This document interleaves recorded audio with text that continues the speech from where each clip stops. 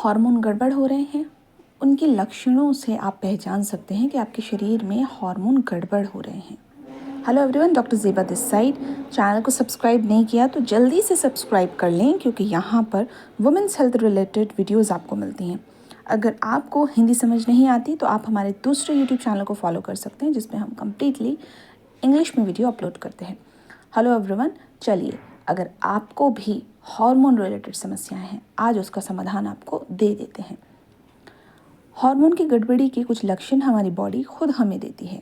शरीर में हार्मोन का संतुलन बिगड़ रहा है और आपको इस पर ध्यान देने की ज़रूरत है, क्योंकि आपको अपनी फर्टिलिटी बेहतर करनी है। तो आपका शरीर आपको ये लक्षण देता है। Number 1, periods. आपका पीरियड इरेगुलर होने लगता है। इरेगुलर पीरियड एक बहुत बड़ा संकेत है कि आपके शरीर के अंदर हार्मोन इम्बैलेंस होने लगा है। नंबर 2, लगातार मुहासों का निकलना। ये भी एक बहुत बड़ा संकेत है कि आपके शरीर के अंदर हार्मोनल इम्बैलेंस चल रहा है। नंबर 3, मूड स्विंग्स और चिड़चिड़ापन होना। ये भी एक बहुत बड़ा संकेत है जो बताता है कि आपके शरीर में हार्मोनल इम्बैलेंस बढ़ता चला जा रहा है। नंबर 4, बालों का झड़ना या अत्यधिक बहुत ज़्यादा बढ़ना। अब बालों का बढ़ने से यहाँ मतलब है कि शरीर पर या लड़कों की तरह दाढ़ी मूंछ आना, आपके शरीर पर कहीं पर भी बाल बहुत ज़्यादा बढ़ रहे हैं, तो ये हार्मोनल इम्बैलेंस का एक लक्षण है। नेक्स्ट है अचानक वज़न का बढ़ना या घटना। अगर आपका वज़न अचानक से घट रहा है या बढ़ रहा है, दोनों ही कंडीशन में आपको ये समझ जाना चाहिए कि शरीर में हार्मोनल इम्बैलेंस स्टार्ट हो गया है। थकान और नींद की कमी होना। थकान बहुत जल्दी होना बिना काम किए भी, और बहुत काम करने के बाद भी नींद ना आना और नींद सही से ना आना, ये एक लक्षण है कि आपके शरीर में हार्मोनल इम्बैलेंस स्टार्ट हो गया है। दोस्तों, हम हर एक वीडियो में फर्टिलिटी टिप्स हो, मेडिसिन रिलेटेड आपकी इंक्वायरीज़ हों, उससे रिलेटेड हम हर वीडियो में बात करते हैं। तो यहाँ पर सबसे पहले मैं आपको फर्टिलिटी टिप्स देना चाहती हूँ।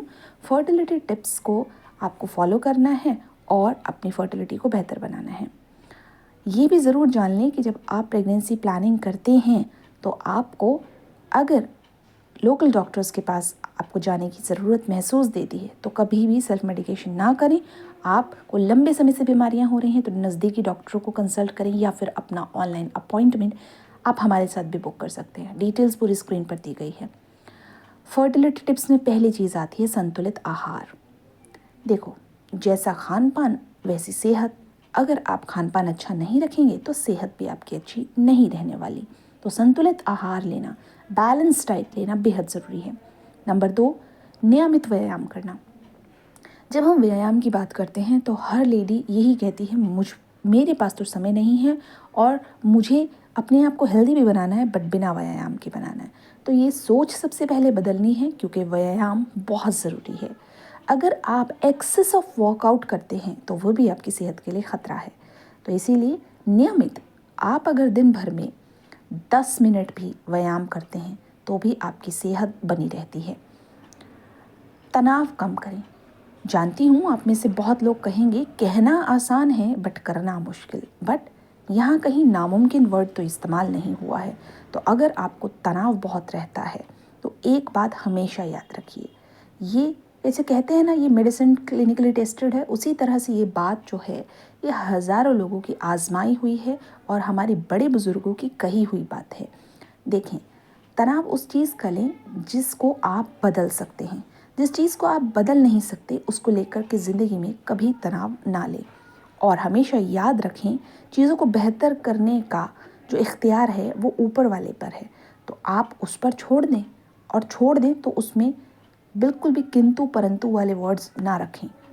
वो आपके हक में बेहतर करेगा, और जो आपको चाहिए उसके लिए प्रेयर्स करते रहें। तो पॉजिटिविटी, स्पिरिचुअलिटी जैसे जैसे बढ़ती चली जाती है, तनाव वैसे वैसे कम हो जाता है।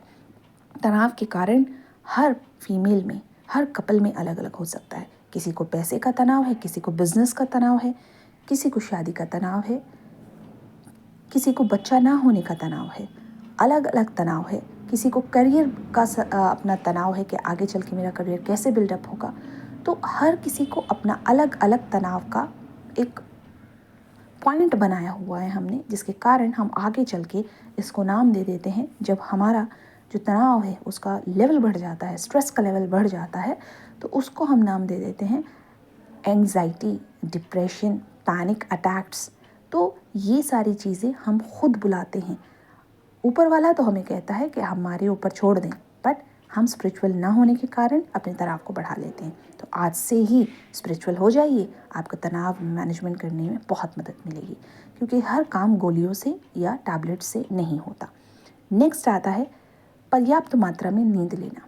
देखें, आजकल की जो बहुत भागदौड़ भरी ज़िंदगी है, इसमें आपको नींद समय पर नहीं मिलती, जिसके कारण आपके जो शरीर में हॉर्मोन्स हैं, जो हार्मोन जिस समय पर रिलीज़ होना है, जब आप साउंड स्लीप में होते हैं, अगर आप रातों को भी इलेक्ट्रॉनिक गैजेट्स में इन्वॉल्व हैं, तो ऐसे में आपको हार्मोनल इम्बैलेंस की समस्या होती है और आपको इंसोम्निया जैसी प्रॉब्लम्स का सामना करना पड़ता है।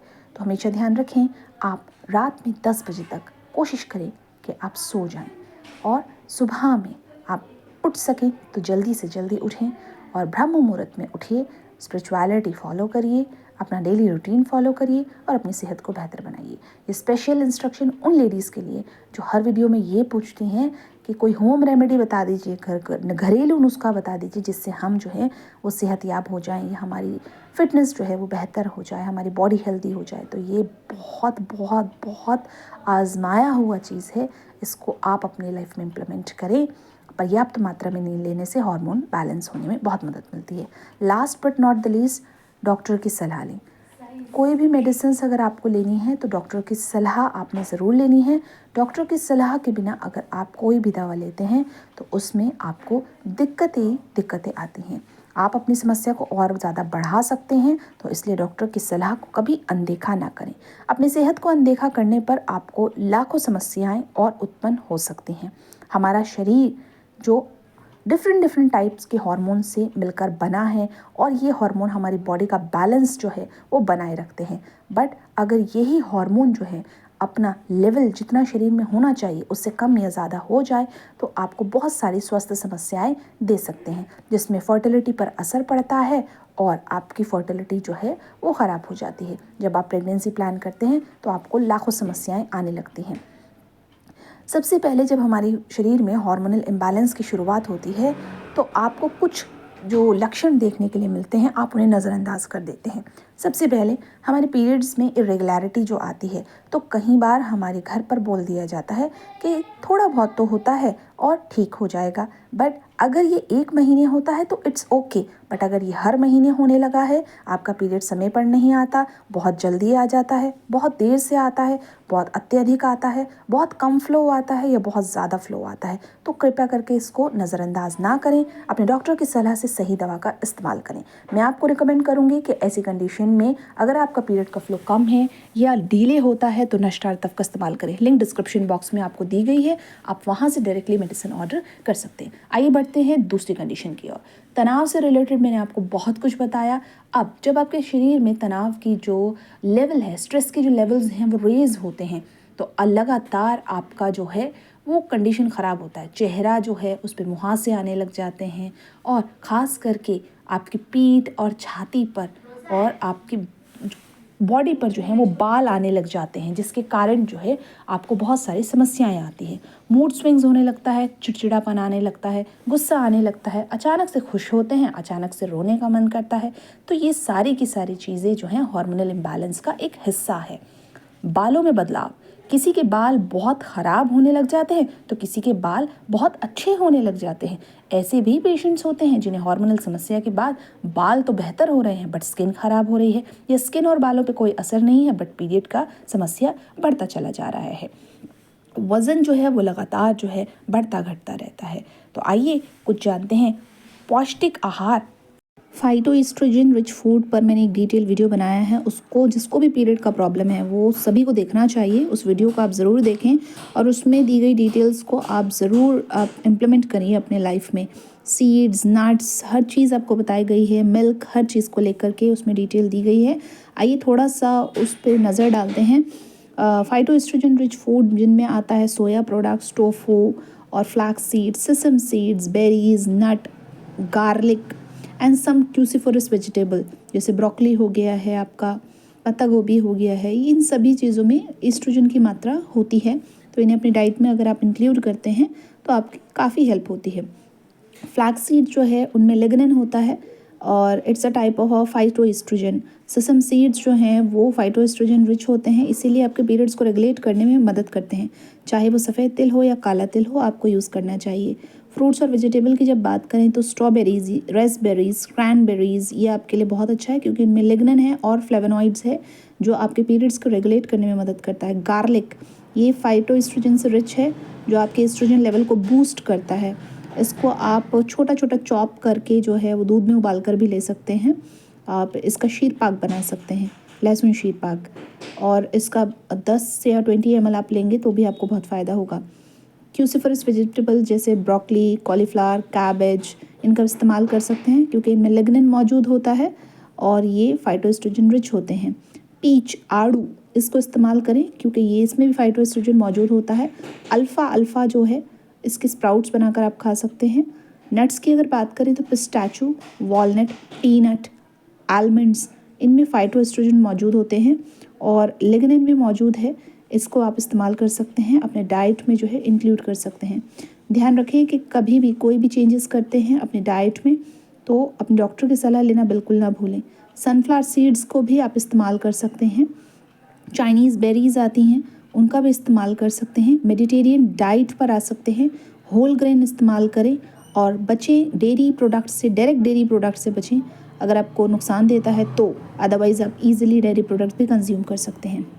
कई बार पेशेंट ये भी सवाल करता है कि फाइटोएस्ट्रोजन जो है आप इतनी चीज़ें बताते हो तो इसमें से हम अगर फर्स्ट लेवल पर क्या सेलेक्ट करें, तो फ्लैक्स सीड आप सेलेक्ट कर सकते हो क्योंकि प्राइमरी सोर्स ऑफ लिग्निन है, जो एक टाइप का फाइटोएस्ट्रोजन है। लिग्निन जो है वो आपके प्लांट्स, जितनी भी चीज़ें हैं ना, प्लांट्स बेस्ड जो प्रोडक्ट्स हैं उनमें आपको मिलता है। और स्टडीज़ ये भी सजेस्ट करती हैं कि फाइटोएस्ट्रोजन जो है वो अच्छा रोल प्ले करता है आपके रिस्क ऑफ ब्रेस्ट कैंसर को रिड्यूस करने में। आपके मीनोपॉज, जब आपका पीरियड्स बंद हो जाता है ना, तो उन फीमेल्स के लिए भी बहुत अच्छा है। सोयाबीन जो है वो भी आपको अपनी डाइट में इंक्लूड करना चाहिए। इसमें अच्छी मात्रा में जो है विटामिन बी पाया जाता है, फाइबर पाया जाता है, पोटेशियम पाया जाता है, मैग्नीशियम पाया जाता है। बट कई बार सोया प्रोडक्ट्स हमें नुकसान देते हैं अगर हमें पीसीओडी पीसीओएस के कंसर्न्स हैं, तो ऐसे में थोड़ा सा अगर आपको नुकसान दें तो आप उसे बंद कर सकते हैं। अगर आपको नुकसान नहीं देते हैं आप ले सकते हैं। टोफू हो गया है, ये सब आप ले सकते हैं। नट्स, सीड्स एंड ग्रेन्स मैं आपके साथ शेयर कर चुकी हूँ। जब भी मौसम आता है, आड़ू जब मिलते हैं तो उनको ज़रूर लीजिए। ये और सीड्स में जो सबसे पहला सीड्स है वो फ्लैक्स सीड है, उसको आप ज़रूर इंक्लूड करिए। हमेशा ध्यान रखिए, अच्छी डाइट लेंगे तो आपको अपनी प्रॉब्लम को रिवर्स करने में बेहतर मदद मिलेगी। अगर लंबे समय से आपको पीरियड्स नहीं आ रहे हैं तो आप ayurvedic pregnancy therapy to regulate your periods भी आप सीख सकते हैं। वन टाइम कॉस्टिंग होता है, इट कॉस्ट यू 10,699 और 8 मंथ तक 12 मंथ तक ये वैलिड रहता है। इसी तरह की इन्फॉर्मेटिव वीडियोस के लिए आप वीडियो को पूरा देखा करें और चैनल को सब्सक्राइब करना भी बिल्कुल ना भूला करें, क्योंकि अधूरी जानकारी हमेशा घातक होती है। और डॉक्टर की सलाह को कभी रिप्लेस ना करें किसी भी होम रेमेडी से, इस बात का भी आपको हमेशा ध्यान रखना चाहिए। पीरियड रिलेटेड और डिटेल वीडियोस देखने के लिए आप आई बटन पर दी गई लिंक पर क्लिक करके हमारी और वीडियोस चेक कर सकते हैं और प्लेलिस्ट भी चेक कर सकते हैं। Thank you for watching, stay tuned, stay updated.